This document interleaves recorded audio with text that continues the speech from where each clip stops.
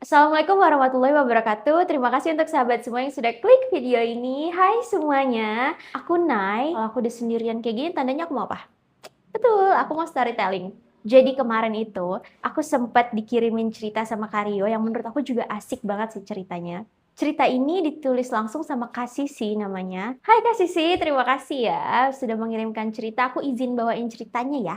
Di dalam cerita yang ditulis sama Kak Sisi ini nyeritain pengalaman dari adik kandungnya namanya Bang Jack. Kak Sisi ini dua bersaudara, satu Kak Sisi, satu adik laki-lakinya namanya Bang Jack. Bang Jack ini berprofesi sebagai ojek online itu udah jalan 3 bulan kalau menurut Kak Sisi pada saat itu. Bang Jack ini tuh tipe orang yang sebenarnya nggak penakut, dia tuh pemberani banget dan agak sedikit frontal. Itu tuh yang nyebelinnya kata Kak Sisi. Bang Jack ini tuh kalau lagi narik suka banget ngalong. Jadi gini, Bang Jack ini kalau narik dari sore sampai pagi. Siang tuh dia nggak mau narik, maunya di rumah aja. Karena kata dia panas-panas. Jadi tuh narik dari jam 3 sampai jam setengah 7. Nah itu tuh dia nariknya gitu. Tapi kalau menurut Kak Sisi, jam-jam itu tuh jam-jam rawan. Satu, rawan begal. Kedua, ya hantu apalagi jam-jam segitu kan serem ya. Takut dapat orderan fiktif, takut ada hal-hal yang tidak diinginkan terjadi lah. Bang Jack ini tuh sering banget diingetin sama Kak Sisi kalau janganlah ngalong. Udah dulu lah kalau bisa narik tuh pagi sampai sore udah beres gitu. Tapi kalau kata Bang Jack, dia tuh nggak mau narik jam segitu karena satu panas, kedua padet, ketiga orderan tuh kalau siang-siang itu nggak sebesar kalau matahari belum terbit. Kasih sempat bilang, takutnya kamu itu kesandung ketemu sama hantu. Tapi kata Bang Jack, hantu itu apa lah kak? Itu tuh cuma bohongan buat nakut-nakutin anak kecil. Kau udah gede masih percaya aja. Sampai suatu hari ada kejadian yang bikin keberanian Bang Jack tuh runtuh. Karena ada hal yang bikin dia akhirnya percaya sama hal-hal mistis. Seperti apa ceritanya? Langsung aja kita masuk ke ceritanya. Tapi sebelum kalian lanjut, pastikan kalian gak sendirian.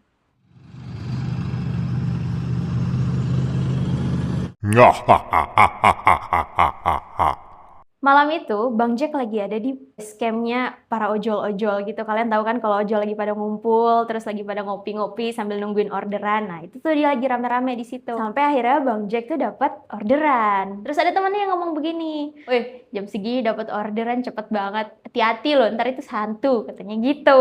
Lah Bang Jack ini kan emang orangnya satu tengil, dua pemberani, terus agak nyebelin gitu. Dia bilang lah kayak gini, kau sama aja kayak kakakku. Hantu itu cuma bohongan. Hantu kalau ketemu aku pun lari, dia kencing-kencing. Kata dia kayak gitu. Emang gak kurang ajar kayak yang tadi kasih sih bilang. Bang Jack jalan, dia jemput penumpangnya. Normal, dia jemput bapak-bapak kayak usia 43 lah kalau kata Bang Jack tuh. Ngobrol-ngobrol kayak biasa. "Bapak habis dari mana pak? Kok jam segini baru pulang?" Kayak gitulah. Udah sampai tujuan, terus Bang Jack ini mau balik lagi ke base campnya ojol-ojol tadi. Karena kan gak terlalu jauh. Di perjalanan balik ke base camp, itu kan lampu jalan agak remang-remang gitu ya. Tapi dia tuh sempat ngeliat kayak ada siluet orang gitu. Jadi dia yang tadinya agak ngebut karena jalanan sepi, itu tuh agak dipelanin. Kalian tau gak sih? Gasnya tuh agak dikendorin gitu loh sama dia. Pas sampai udah agak deket gitu sama siluet orang, ternyata beneran ada perempuan lagi berdiri di ujung jalan. Tahu gak sih apa sih? Trotoar. Nah, perempuan tuh lagi berdiri di trotoar. Diberhentiin sama Bang Jack. Ditanya, "Mbak, kok sendirian di sini lagi nungguin orang tua apa pacar?" Gitu, diledekin gitu. Terus perempuan itu ngomong gini, "Bang, ojol ya?" Bang Jack kebingungan ya, "Iya dong, kan saya pakai jaket ojek nih, maksudnya gimana?" Terus mbak-mbak itu bilang gini, "Bang bisa anterin saya ke jalan A nggak? Kita sebut misalnya jalan Mawar gitu ya." Oh, karena menurut Bang Jack itu lumayan deket dari pangkalannya, jadi Bang Jack bilang, "Oh bisa bisa, tapi kan apa kakak nggak pakai aplikasi aja, biar tarifnya sesuai sama aplikasi." Gitu. Terus kakaknya bilang, "HP saya mati bang," katanya gitu. Oh ya masuk akal sih ya, jam segini HP mati repot juga. Dianterin aja sama Bang Jack. Dia nggak curiga, bener-bener kayak ya udahlah HP mati biasa. Dianterin di perjalanan, ngobrol-ngobrol biasa nih. "Mbak jam segini kok baru pulang mbak? Perempuan loh, masa jam segini baru pulang?" Terus mbak-mbak itu jawab, "Iya mas, masih banyak kerjaan tadi."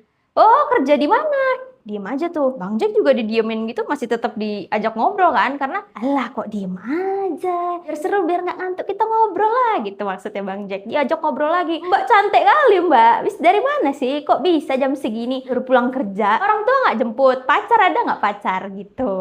Masih terus diajak ngobrol, tapi mbaknya diem aja. Terus dia ngomong gini, "Enggak bang, kalau pacar emang nggak pernah pacaran, karena saya punya adik 3. "Oh iya, jadi adik rumah sama siapa lah?" "Ada ibu saya." "Oh, jadi adek ini sama ibu lah ya di rumah ya." Terus diem tuh. Udah, dia tetap fokus jalanin motornya sampai kayak sekitaran 2 kilo mau nyampe ke rumah perempuan itu, ke jalan Mawar yang tadi disebut itu. Perempuan ini ngomong, "Abang percaya hantu?" Di sini Bang Jack dengan penuh kepercayaan diri karena emang dia nggak pernah ngeliat kayak gitu kan. Terus udah gitu emang dia orangnya bukan tipe orang yang penakut. Bang Jack bilang, "Ah enggak mbak, hantu-hantu kayak gitu tuh emang cuman buat nakut-nakutin anak kecil lah ya kan. Biasanya kan mamah-mamah tuh ngasih tahu kayak gitu biar anaknya nggak pulang maghrib, biar anaknya nggak bandel gitu kan. Tapi kalau abang narik hantu, abang akan kayak gimana?" Bang Jack diem.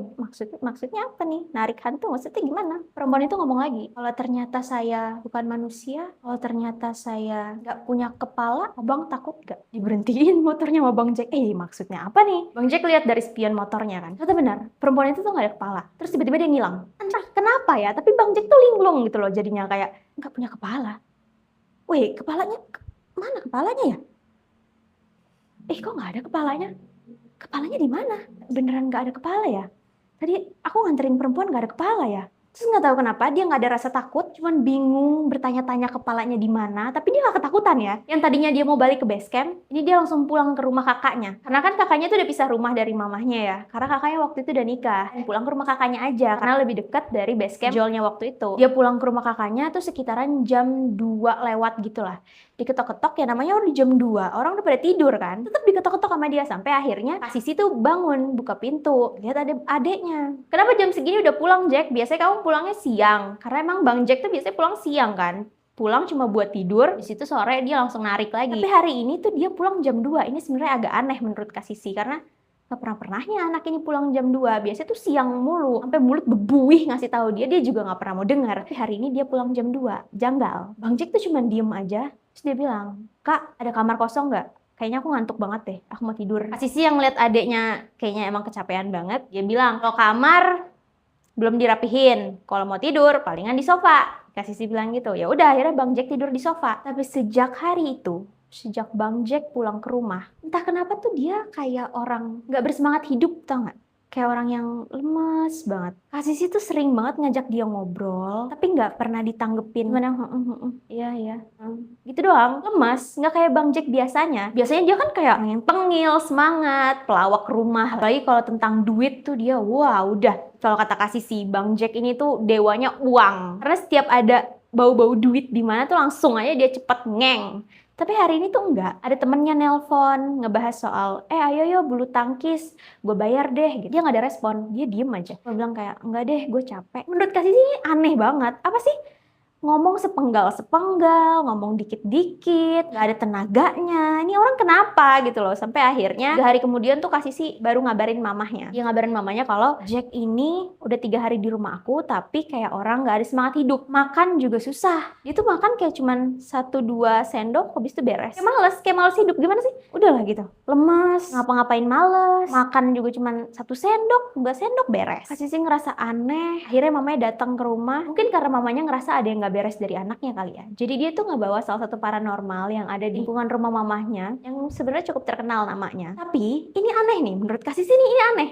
Ini kan dibilangnya paranormal ya. Tapi masa belum masuk ke rumah, belum ngecek keadaannya si Jack, dia udah pamit pulang, nggak pakai alasan apa-apa, bener-bener cuman di depan pintu ngelihat bentar, abis itu dia pamit pulang. Pamit pulang, nggak ada omongan apapun, bener-bener kayak, "Ya pulang ya, permisi, pulang." Itu kan aneh ya, maksudnya apa sih? Tapi karena mamahnya sama Kak Sisi masih ngerasa ada yang nggak beres. Karena bayangin aja, itu paranormal lumayan terkenal loh di daerah rumah mamahnya. Tapi masa belum masuk, belum ngecek keadaannya Bang Jack, malah ngintip aja keadaannya Bang Jack. Enggak, cuma depan pintu ngeliat rumah depan dong, langsung pulang. Pasti kan ngerasa ada yang janggal dong. Kak Sisi coba tanyalah sama suaminya, "Kamu ada nggak kenalan orang pintar?" Karena suaminya juga nggak pernah ya ngalamin hal-hal mistis kayak gitu. Suaminya bilang, "Coba deh nanti aku tanyain sama teman kantor aku, soalnya sempet tuh aku dengar teman kantor aku kayaknya punya pegangan dukun-dukun kayak gitu. Coba nanti ya aku tanyain. Tapi kamu nggak mau coba bawa ke Jack ke psikiater dulu? Karena mungkin kayak, ini loh adik kamu kayaknya mentalnya kena kok malah nyari dukun." Karena Kak Sisi mikir kayak, iya juga ya, masuk akal juga, kenapa langsung nyari dukun, coba dibawa ke psikiater, dikasih obat, waktu itu dikasih obat-obatan, tapi tetap nggak mempan.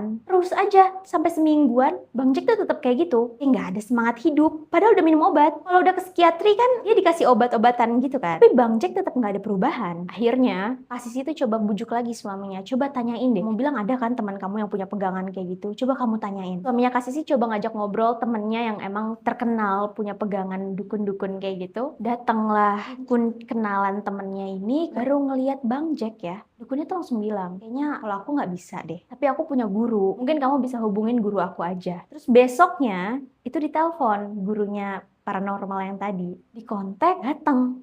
Nah ini tuh menurut Kak Sisi kayak, ya ampun makasih ya Allah, ini tuh titik terang banget gitu. Karena dia datang nggak kayak dukun-dukun sebelumnya. Dia datang diobatin, ya kayak biasanya lah, dikasih, Kak Sisi tuh nggak tahu ya, tapi kayak ada pasir-pasir gitu dikasih ke perutnya Bang Jack, ditaburin ke perutnya Bang Jack, dikasih di jidatnya, di kayak serdah gitu doang. Abis itu dukunnya pulang. Tapi menurut Kak Sisi kayak yang ini diobatin, berarti ini berhasil. Tapi tahu nggak, cuma ada sehari lah ya. Kak Sisi agak lupa antara siang atau sore gitu dukunnya datang. Tapi yang jelas besok paginya pas suaminya masuk kantor, itu suaminya dapat kabar kalau dukun yang kemarin ngobatin Bang Jack meninggal. Entah ya emang karena umur kah, kita nggak ada yang tahu nih. Atau emang gara-gara ngobatin Bang Jack. Tapi mungkin aja emang umurnya cuma sampai di situ. Tapi kok bisa kebetulan banget gitu loh. Kayak kemarinnya dia habis ngobatin Bang Jack, besok paginya suaminya Kak Sisi dapat kabar dukun itu meninggal. Sempat pupus nih, sempat kayak aduh kesian banget adek saya loh ini. Dia perlu berapa lama lagi kayak gini, linglung nggak jelas, makan juga enggak, semangat hidup nggak ada. Sampai nggak tahu gimana ceritanya ya. Tiba-tiba saudaranya mamahnya, ada nih, mamanya tuh punya adik, kita sebut aja namanya Om Romi. Om Romi ini tiba-tiba datang ke rumahnya Kak Sisi, nanyain Bang Jack. Lo bingung kan? Kayak,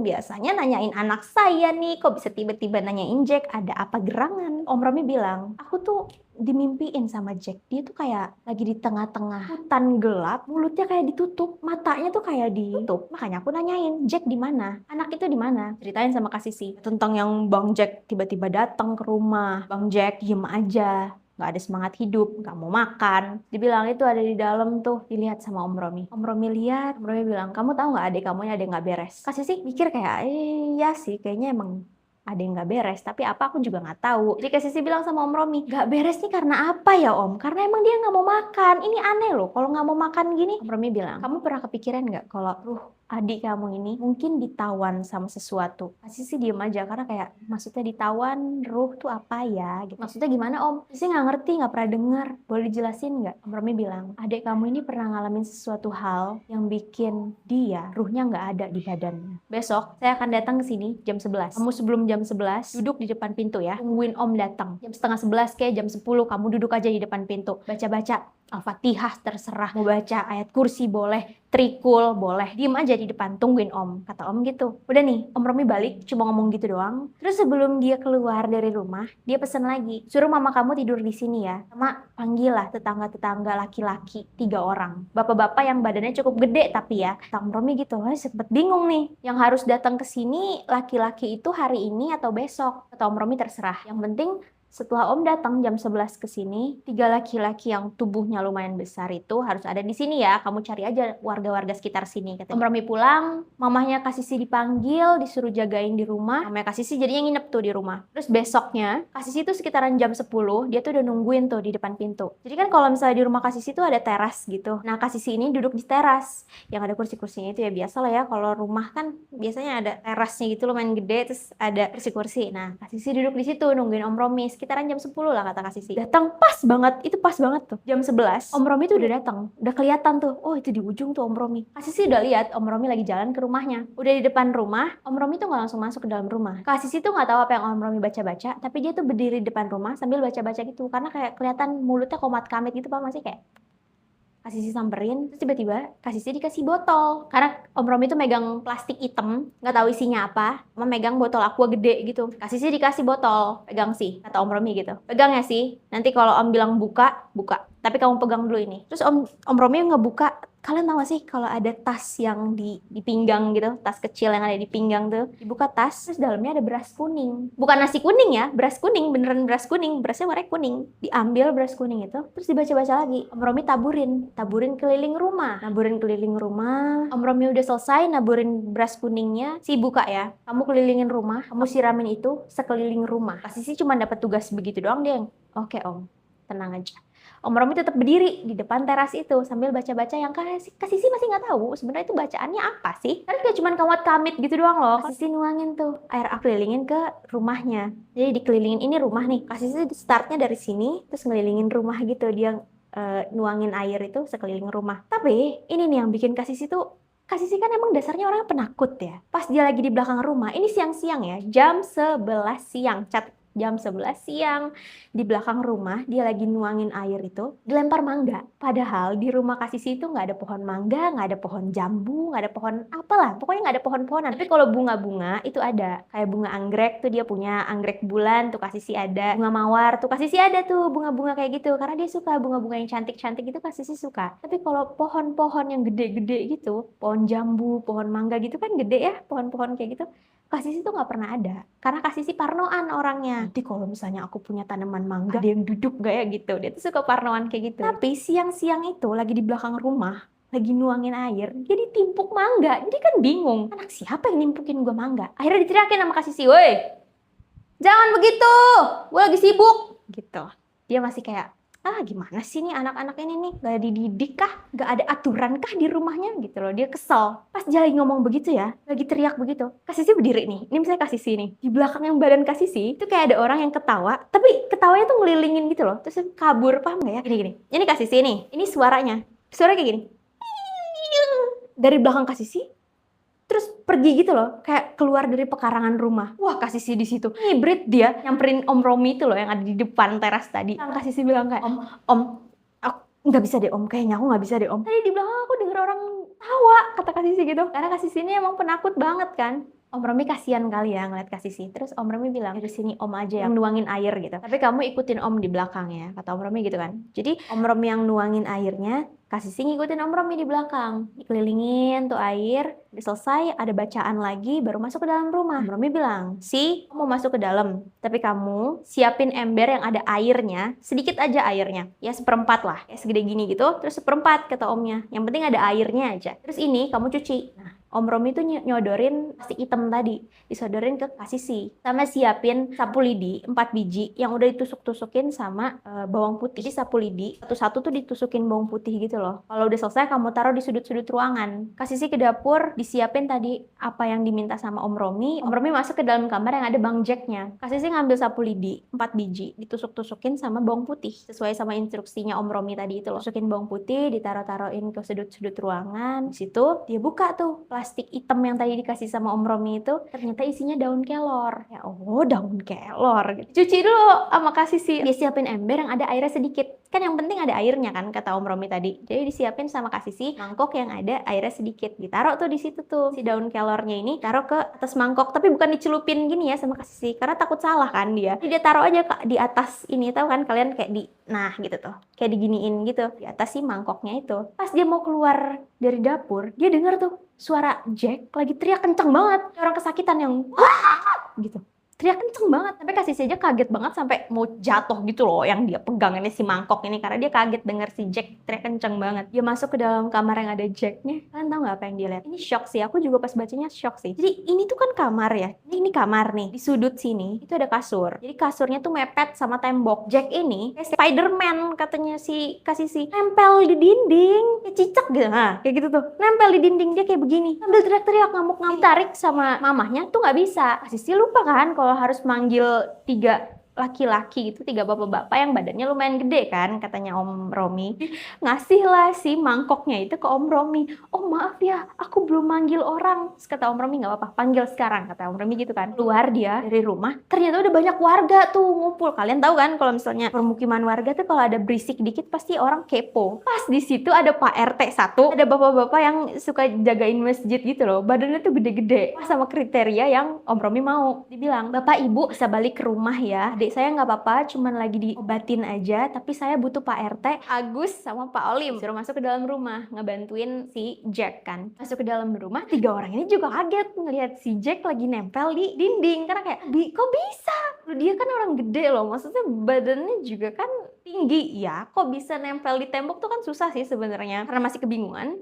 Jadi pada bengong depan pintu gitu, depan pintu kamar. Tapi disadarin sama Kak Sisi, Pak tolong tarik Pak, nanti takutnya jatuh gitu kan. Masuklah mereka ke dalam kamar, mau narik Bang Jack. Karena kalian tau gak sih kalau misalnya orang lagi nempel di dinding gitu, kalau ditarik kan harusnya gampang ya. Pertahanan di dinding itu kan nggak terlalu pakem banget sih. Kalau ditarik sama 3 orang badan gede-gede, laki-laki pula, tenaganya kuat kan pasti tarik jatuh ya. Enggak, ini kenceng banget. Kayak bener-bener nempel gitu loh, yang ditarik gini tuh nggak mau. Kata Om Romi bilang, ya udah kalau nggak bisa ntar aja katanya gitu. Tetap dibacain doa, Bang Jack masih tetap teriak-teriak. Tapi tiba-tiba Bang Jack tuh jatuh. Tapi untung kan di sini kan kasur kan. Bang Jack kan nempel di dinding sini. Dia jatuh, brak gitu. Jatuhnya ke kasur, untung banget jatuhnya ke kasur, ya ampun. Terus Om Romi bilang, ini kalau Om berhasil, dia nggak akan masuk lagi. Jack nggak akan teriak-teriak lagi kalau Jack udah sadar. Om bakalan nungguin di ruang tamu. Kamu jagain Jack sama Mamah di sini ya. Kata Om Romi gitu. Bapak tolong iket ya Pak RT, Pak Olim, Pak Agus tadi itu diminta diiket badannya si Romi biar dia kalau bangun katanya nggak teriak-teriak, nggak nyakitin orang gitu. Om Romi keluar dari kamarnya Jack, dia di ruang tamu. Entah apa yang dibaca, tapi ada yang dibaca gitu loh, kayak mungkin zikir kali ya. Kata Kak Sisi sih kayaknya zikir ya, soalnya dia ngeluarin tasbih gitu. Ingat Kak Sisi, itu tuh udah hampir mau maghrib, tapi tepatnya jam berapa Kak Sisi tuh nggak ingat. Tiba-tiba Jack teriak lagi dari dalam kamar. Terus kata Om Romi bilang, kalau Jack teriak lagi kayak gini berarti aku nggak bisa nih nanganin Jack. Sisi yang tadinya udah percaya diri Jack bakalan sembuh ya, Om Romi bilang kayak gitu,